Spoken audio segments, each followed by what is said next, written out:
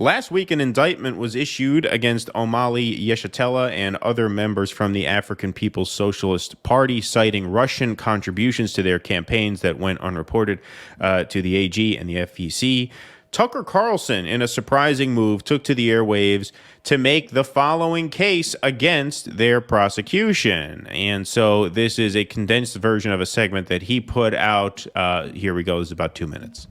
This group of Americans to find their constitutionally protected opinions become felonies are, believe it or not, an organization of black nationalist left-wingers who oppose the war in Ukraine. The U.S. government. So this is just the tail end of a video montage of Omali's that he played speaking against the Ukraine. And the world that's facilitated by people like Zuckerberg. So for what it's worth, we're not really sure who that guy is. We know he's American. Pretty sure that on a lot of issues, we likely would not agree with him. A lot of what he just... Wonder what gave you that idea. But anyway. I don't know. Tucker's coming around, man. Yeah, right, exactly. At the rate he's going, another 20 years. Right, exactly. He's going to be shoulder to shoulder with that guy. Exactly. And that video seems to be true. But even if it weren't true, even if he was wrong, it would still be constitutionally protected speech. In a free country, which we had until recently, you are allowed by definition to have dumb opinions. Most of us do, but not anymore. So that man you just saw is facing 10 years behind bars for expressing views about Ukraine that the Biden administration doesn't want to hear. That's terrifying. Does no one else think that's terrifying? It is terrifying. And to that man's credit, whoever he is, he saw it coming. Here he is at a rally last month. They have declared that black people are so stupid that it takes Russians to tell us that we are oppressed. I have never known a moment of black freedom for my entire life. I have never read of a moment since the beginning of a colonial mode of production where black people have been free. And yet they're saying that we are agents of some foreign power because we say black people must be free. Okay, again, we're not defending that guy because we agree with all of his views. We probably don't. That is totally irrelevant. Whether you agree with what someone is saying has nothing to do with his right to say it. Americans are allowed to say what they think is true, period.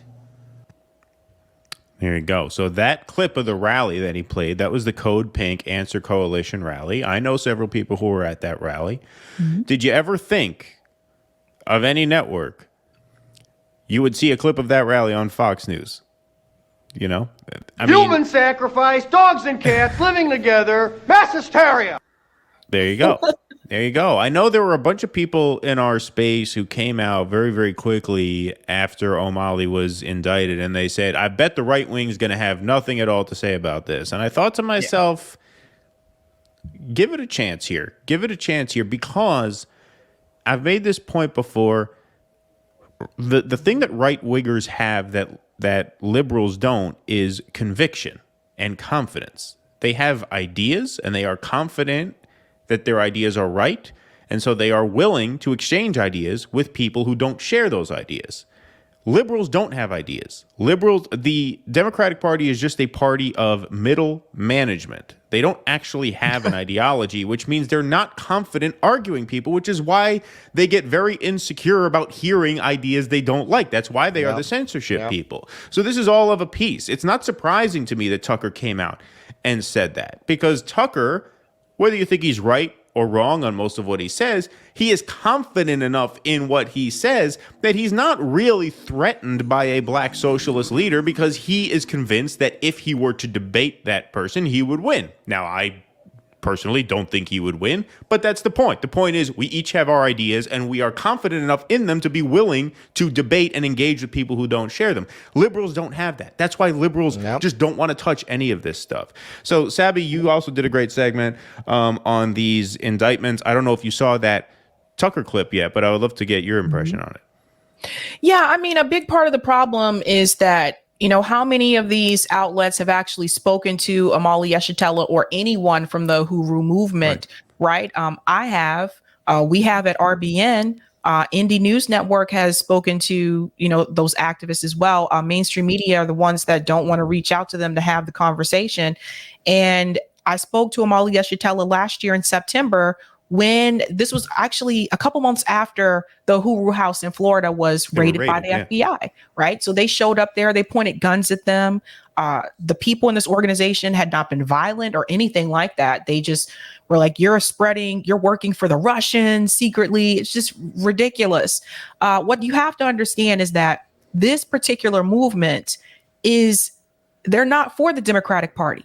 They're not here to tell you to vote for Democrats to solve your problems, because they don't believe that's going to work. What they do have, though, is a community of solidarity where they provide food to people in the community. They have a food pantry. They clothe people. They have a reparations center. They have a solidarity center. They are looking out for the people amongst themselves. So they're not relying on a politician to actually fix those problems for them. This is the same thing that we learned from the Black Panthers, mutual aid. This is what you do. You have to take care of the people in the community yourself.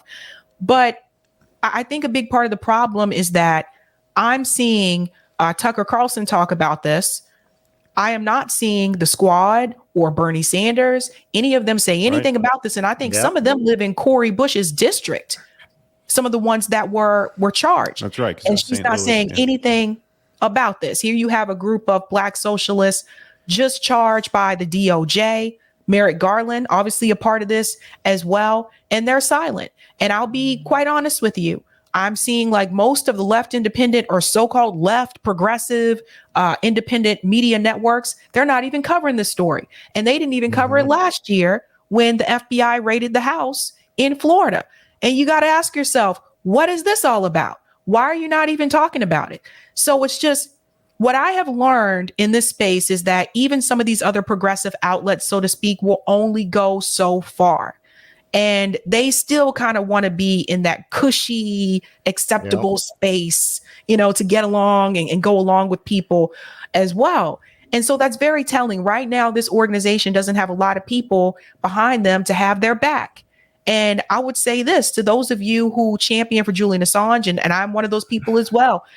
We need to free Julian Assange. This should have been a big red flag for people. Look at what they're trying to do in reference to free speech, which we don't have in this country. We do not have free speech. So I tried to tell people back then, what's happened to Julian Assange is very scary, and you should be concerned whether you are a journalist or not. Same thing with what Snowden pointed out. We have to be aware of the fact that they're trying to have authoritarian control over us in this country. And so you have to speak out against these issues. But I will also say, if you are champion and fighting for Julian Assange, but you are also silent on this issue that has happened with Amalia Yeshitela and his organization, I'm looking at you side-eye too, because you can't just let people go down like this. We haven't seen any evidence, for one, and Amalia Yeshitela has been doing this activism with this organization for decades. Like, this isn't something that's new. He's been fighting for these issues and fighting for people in the community. So, to your point, Keaton, was he the only one that spoke at that Code Pink rally? No, he wasn't. There were multiple other people who spoke there who agree with Amalia Yeshitela, but they chose to target that particular group. And I think it's really interesting that you have the FBI and the DOJ. They are willing to come out guns blazing at this particular organization who is not violent, that's trying to help people in the community. But when it comes to people committing mass murders in this country, they're not guns blazing at them. They handcuff them like Dylan Roof and they take him to go get food. So people have to wake up to what's happening like in this country. These voices that are speaking out against the establishment, these voices that are trying to bring people together under these socialist principles. The government sees those people as a threat, the same as they did with Fred Hampton, the same as they did with MLK and with Malcolm X. And that's why I believe we have not had a real revolutionary voice since then. Neoliberalism has come in and has taken hold of the community, and that's a big part of the problem. Yeah, well, that's what Nick said on System Update. He said, black voices can talk a radical game as long as they fall in line at the end of the day. But if you demonstrate that you're not going to fall in line at the end of the day, now you're on thin ice. And now they will throw the book at you for just about anything they can find. So if there was a failure to disclose on paperwork that they got a contribution from X or Y organization, they'll take that. And, you know, the interesting thing about this is how vicious will the prosecution be? What kind of sentencing will they pursue? How much of an example do they want to make of these guys? Because this whole space of dissent has been a criminalized space, especially for black leftist movements. And to the point where if disclosure of the contributions was really the issue, I don't really buy that, because given the anti-Russia fervor over these past 6 years, I don't buy for a second that they wouldn't have pursued them just as hard had they disclosed it, right? Like if you disclosed any ties to anything Russian whatsoever for the past 6 years, they were going to be on your ass as soon as they were given the power to do it. And once Biden won, obviously that gave them the power of the executive to pursue these things and look into these things and go after you as hard as they want to. And we'll see what happens in this case. But unfortunately, you know, given the past few years, I'm not so optimistic. Yeah. And I think, you know, we just have to pay attention to things like this. Like, this is why they're coming after people like Matt Taibbi.